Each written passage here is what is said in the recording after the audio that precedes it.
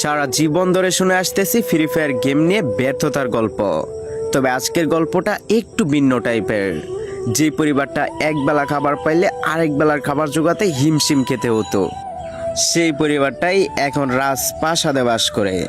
সেই রাজপ্রাসাদের মালিক হলো তার একমাত্র অবহেলা অপদার্থ সেই ছেলেটা।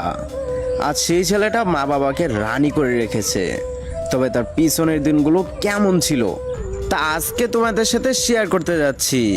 আজকের ভিডিওটা খুবই ইন্টারেস্ট হতে যাচ্ছে অ্যান্ড কলেজের বাইবাদা শুরু থেকে শেষ পর্যন্ত ভিডিওটা দেখার অনুরোধ রইল। দেখো বন্ধুরা, আজকের গল্পটা উঠে এসেছে অত্যন্ত দরিদ্র পরিবার থেকে। বর্তমানে বলতে পারো এরকম পরিবার খুবই কম, প্রায় 90% এরকম দরিদ্র পরিবার হতেই পারে না। সময়টা ছিল 2022 সালে। একই পরিবারের 3জন সদস্য, বাবা মা আর একজন ছেলে। ছেলেটাকে ছোট থেকে বাবা মা অনেক কষ্ট করে বড় করছে। হয়তোবা কোনোদিন তেমন আশা পূরণ করতে পারে নাই, তবে ভালোবাসার দিক দিয়ে কোনো দিকেই কম রাখে নাই ছোটবেলা। স্বপ্ন পূরণ করবেই বা কিভাবে? বাবার পেশা ছিল বাসায় যেগুলো ময়লা জমায় রাখতো সেগুলো নিয়ে এক জায়গায় ফেলা। ভ্যান দিয়ে বা ঠেলা গাড়ি দিয়ে কোনো সময় নিয়ে ফেলাতো, সেখান থেকে বাসা থেকে কিছু পরিমাণ তাকে টাকা দিত।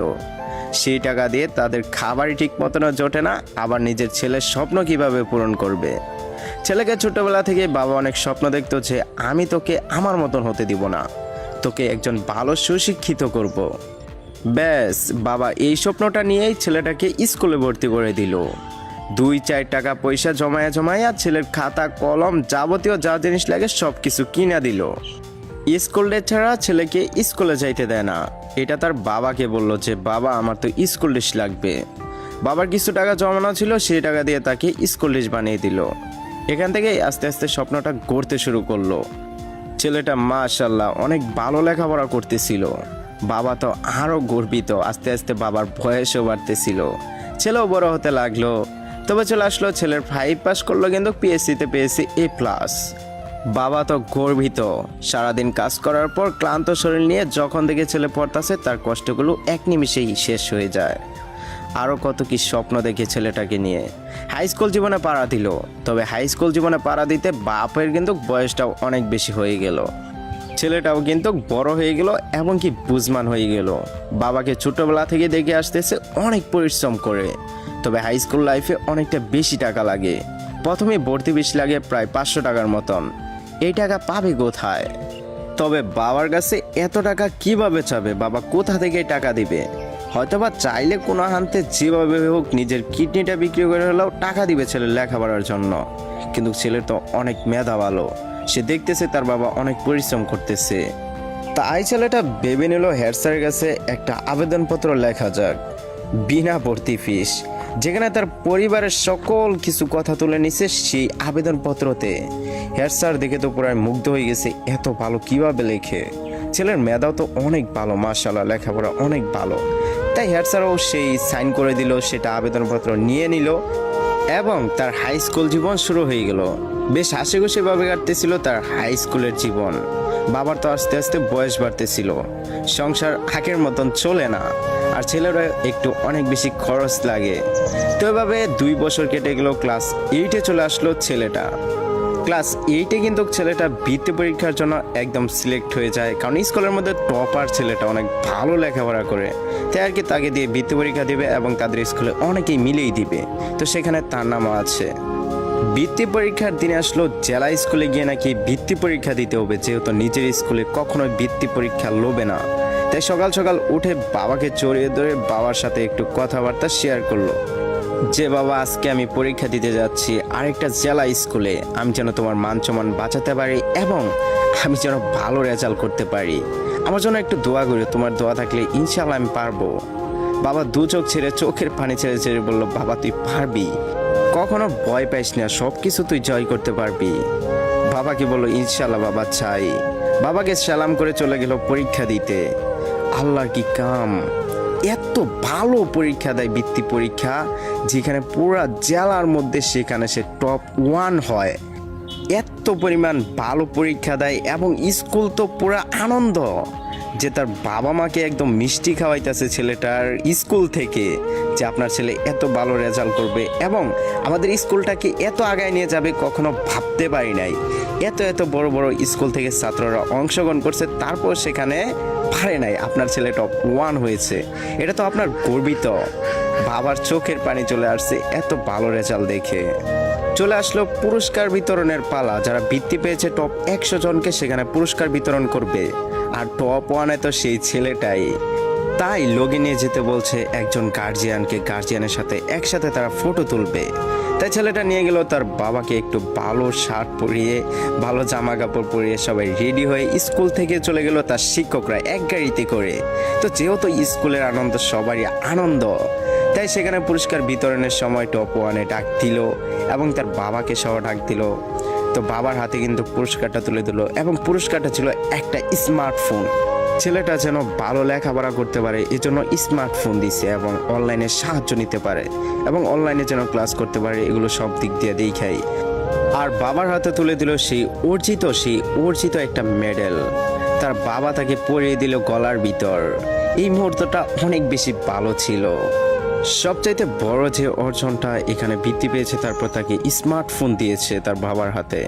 স্মার্টফোন পেয়েই তার জীবনের একটা যে যাত্রা, যে লক্ষ্য, সেটাতে সে পৌঁছাইতে পারছে শুধুমাত্র এই ফোনটার কারণে। আসলে মানুষের স্বপ্ন আসলে বলে আসে না কিভাবে কি হয়ে গেল, একবার ভাবছ। তারপর চলে আসলো অনুষ্ঠানের শেষের দিকে ভাষণ দেওয়ার পালা। সবাই এক এক করে ভাষণ দিতেছে। তারপর চলে আসলো টপ 1-এর ভাষণ দেওয়া। ছেলেটা যে 1 নম্বর হয়েছে তার ভাষণ শোনার জন্য সামনে চেয়ারে অনেক অনেক মুরব্বী অপেক্ষা করতেছে এবং অনেক ছাত্রছাত্রী। তারপর ছেলেটাকে প্রশ্ন করা হলো, তোমার জীবনের লক্ষ্য কি, তুমি বড় হয়ে কি করতে চাও? ছেলেটার একটা কথাই ছিল, ছোটবেলা থেকে বাবাকে দেখতেছি অনেক পরিশ্রম করে আমাকে লেখাপড়া করাইতেছে। আমি যদি কোনোদিন প্রতিষ্ঠিত হই তাহলে আমার বাবা মাকে আমি আমার রাজ্যের রাজারানী করে রাখবো। এ কথা শোনার পর তার ভাষণটা কমপ্লিট হয়ে গেল এবং বাবার চোখে অজান্তেই চোখের পানি চলে আসলো এবং সামনের লোকগুলো সবাই তো হাততালি দিতেছিল, এত সুন্দর একটা কথা বলছে। তো তারপর পুরস্কার নিয়ে বাড়িতে আসলো অ্যান্ড তার লেখাপড়ার জার্নিটা আস্তে আস্তে আবারও শুরু করলো। যেহেতু বাবার পেশা বদলানোর মতন কোনো চান্স নাই, সেই কাজ করে তার খেতে হইতেছে এবং তার বয়সটাও অনেক বেশি বেড়ে যায়। এখন একদিন কাজ করলে আরেকদিন চাইতে মন চায় না, শরীরই তো চলে না, চাবে কেমনে, বৃদ্ধ হয়ে যাইতেছে। এরকম অবস্থা চলতে থাকে এবং ছেলেটা ক্লাস 9-এ উঠে পড়ে। আর ক্লাস 9-এ ওঠার পর ছেলেটার জীবন যে এরকম হয়ে যাবে কখনো কেউ কল্পনাও করতে পারে নাই। কারণ মধ্যবিত্ত পরিবারের সন্তান এবং দরিদ্র পরিবারের সন্তান যে কোনো মুহূর্তে যে কোনো কিছু হয়ে যেতে পারে। তো সেটাই হয়ে গেল, যেটার জন্য ভয় ছিল তার গোটা পরিবার এবং ছেলেটাও অনেক চিন্তা করতো বাবাকে নিয়ে। বাবা হয়ে যায় অসুস্থ, ঘরে পড়ে যায়। এখন তার ফ্যামিলির ইনকাম কিভাবে আসবে? না ছেলেটা ঠিকঠাকভাবে লেখাপড়া চালাইতে পারতেছে, কারণ তার খাতা কলম ঠিকঠাকভাবে টাকা কোনো দিকে আসতেছে না। খাতা কলম কিনা টাকা নাই করে। এভাবে 2-3 দিন 4-5 দিন কেটে যায়। তার বাবা তো অসুস্থ হয়ে যায় অনেক বেশি, আরও বেশি। এখন তো তার বাবাকে হাসপাতালে নিতে হবে এবং তার ফ্যামিলিতে খাওয়ার মতন যে কোনো কিছু সেটাও নাই। যা কয় টাকা আয় ছিল সব সেটা খেয়ে ফেলছে এবং এতদিন অসুস্থ ছিল, ওষুধও আনছে। তো এখন ছেলেটা কি করবে? বাবার ওষুধ লাগে এবং ফ্যামিলি খাওয়ার মতন কোনো কিছু নাই। তাই ছেলেটা কোনো কিছু না ভেবে বাবার দিকে তাকিয়ে লেগে যায় কাজে।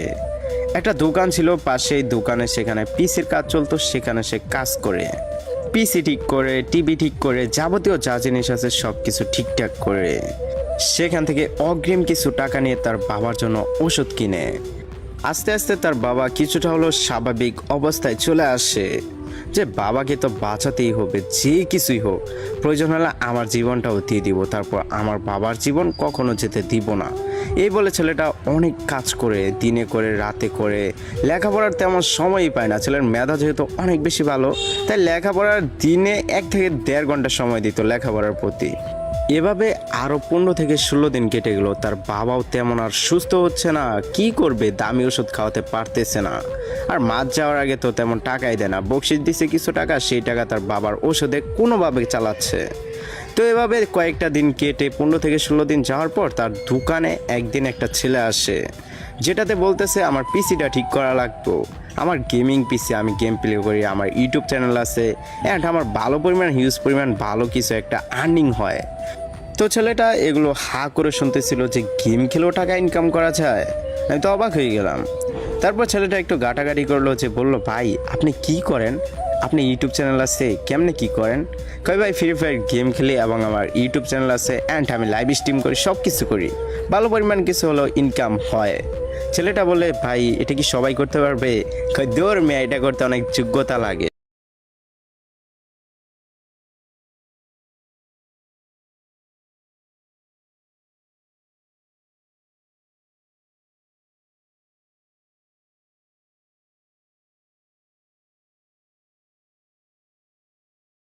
সবাই কি আর কথা বলতে পারে?